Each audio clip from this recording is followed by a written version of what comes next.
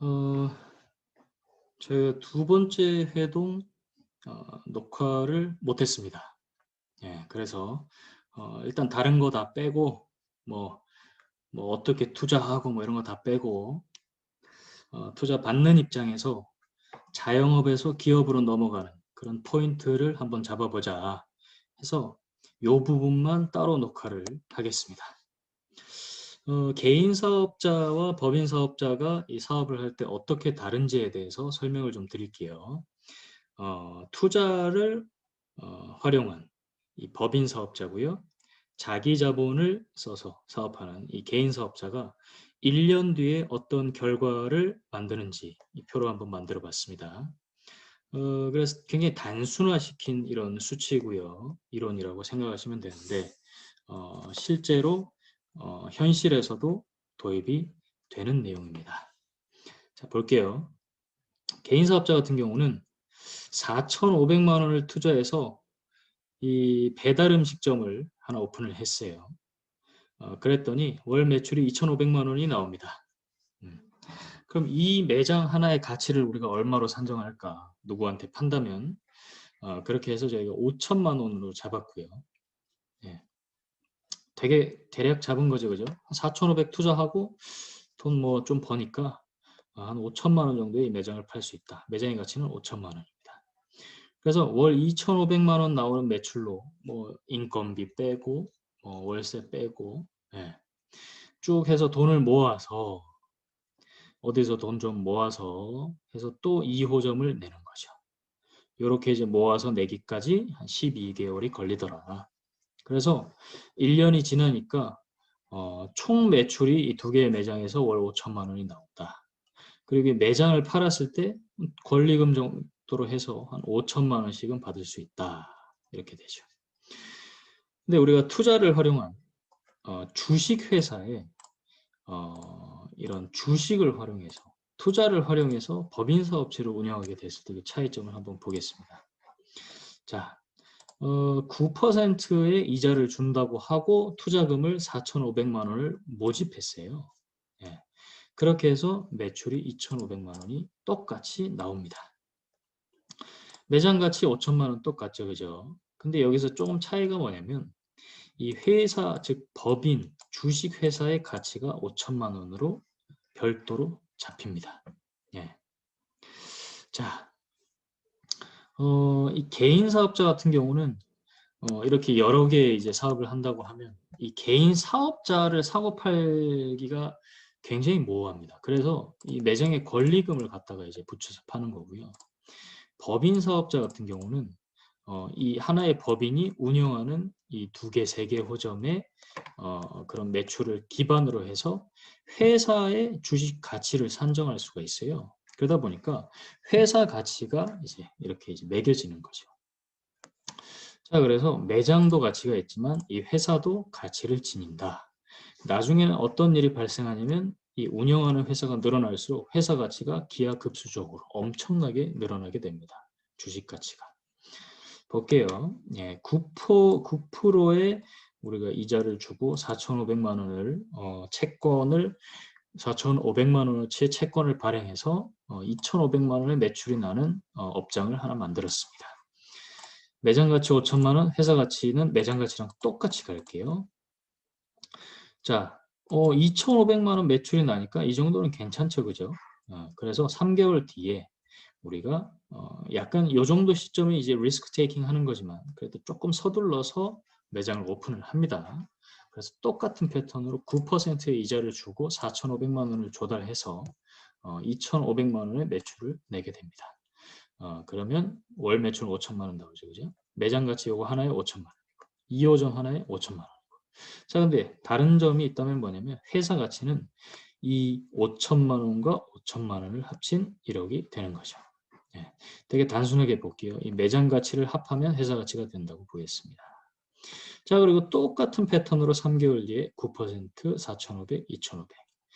그렇게 되면 5천이 3개 더해지니까 1억 5천만 원짜리 회사가 만들어지는 거죠. 이 회사의 총 가치라고 생각하시면 됩니다. 그런 식으로 이제 석 달에 하나씩 오픈을 하니까 이제 총 5호점이 1년 뒤에 만들어지더라. 여기는 2개 5점이 운영되는데 여기는 5개 5점이 운영되는 거죠. 자, 그럼 여기서 빌린 돈을 이제 어떻게 처리하냐? 갚아야 될 거잖아요. 그죠? 9% 이자를 주고도 갚지만 회사의 밸류가 1억이라는 밸류가 생겨서 이때 증자라는 걸 합니다. 주식을 신주로 발행해서 회사의 자본금을 늘리는 거죠. 회사가 운영할 수 있는 금액이 커지는 겁니다. 여분의 2천만 원의 자금이 생겼잖아요. 그래서 여기 이 4,500만 원 중에 2천만 원을 갚아버리는 거예요. 자, 그러면 이제 이 돈이 2,500만 원만 남죠. 그죠? 자, 그리고 이제 또 오픈을 하고, 예. 이때는 3개를 오픈했으니까 1억 5천만 원의 가치를 지닌 회사가 되죠. 그리고 추가로 신주 발행을 4천만 원어치를 합니다. 그렇게 해서 2,500만 원 여기 남았죠. 그리고 4,500만 원 새로 빌린 거 있죠. 계산하니까 7천만 원이잖아요. 그죠? 7천만 원의 빚이 있는데 요 4천만 원 증자한 걸로 갚아버려요. 그러면 3천만 원만 남게 되죠. 이제 빚이. 그리고 요때 4,500에 3천 남았으니까 7,500만 원의 빚이 있죠. 그죠? 예. 근데 4, 5점을 오픈해서 기업 가치가 또 올랐어요. 그래서 2억짜리 기업의 신주를 6천만 원을 또 발행을 합니다. 이렇게 되면 요 4,500 더하기 3천 7,500인데 6천만 원을 증자를 해서 6천만 원으로 7,500만 원을 갚아버려요. 그러면 1,500만 원만 남죠. 그죠? 이제 1,500만 원에다가 4,500만 원 빚이 있으니까 요게 이제 6천만 원의 빚인 거죠. 요거 두 개 합하면. 근데 여기서 2억 5천짜리 회사에서 증자를 8천만 원을 또 하고요. 근데 이게 이제 여기서 바뀌네. 7천만 원 빚이 있었는데 증자를 기업 가치가 오르니까 그만큼 상승해서 증자를 하게 되니까 8천만 원을 돈을 갚으니까 6천이구나. 8천만 원으로 6천만 원을 갚으니까 이제는 증자하고 빌린 돈 갚으니까 돈이 남는 겁니다. 예. 이렇게 탁 이제 바뀌죠. 예.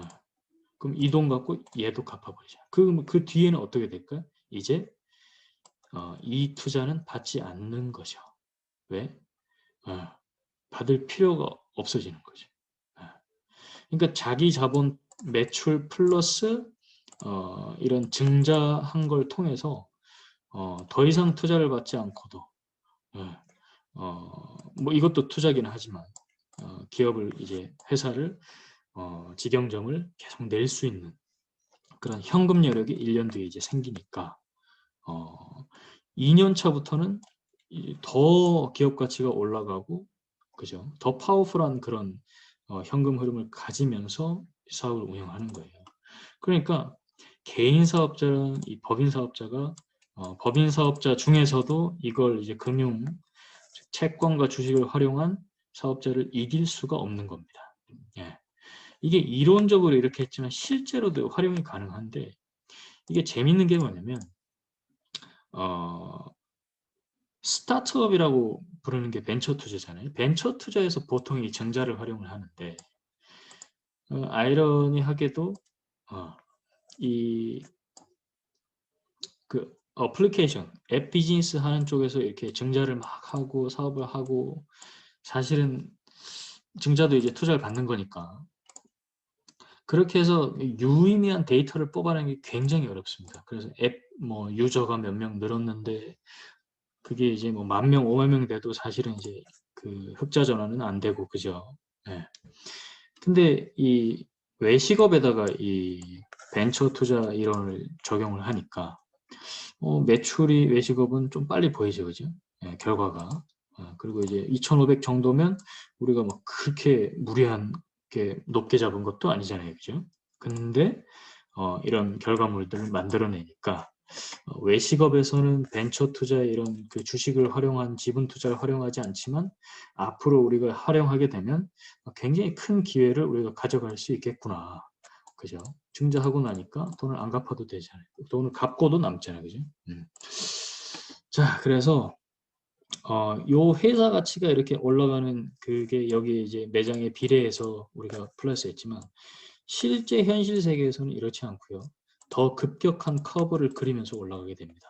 예, 커브 그 기울기가 5천만 원, 1억 됐지만 여기는 2억, 5억, 10억 이렇게 쭉 올라가게 돼 있어요.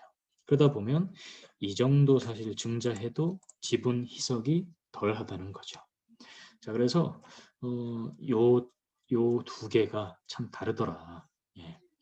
그래서 두 번째 회동에서 제일 중요한 내용은 이거니까 이것만 녹화를 하고 그래서 우리가 녹화를 못 해가지고 다른 내용은 다 놓쳤습니다. 그렇지만 회동에 라이브로 참석하신 분들은 다 들었겠죠, 그죠? 예. 그래서 3회 회동은 앞으로 이제 수요일 날 할 건데 다음 주 할지 안 할지는 아직 결정을 안 했어요. 일정 보고 정해 보겠습니다. 감사합니다.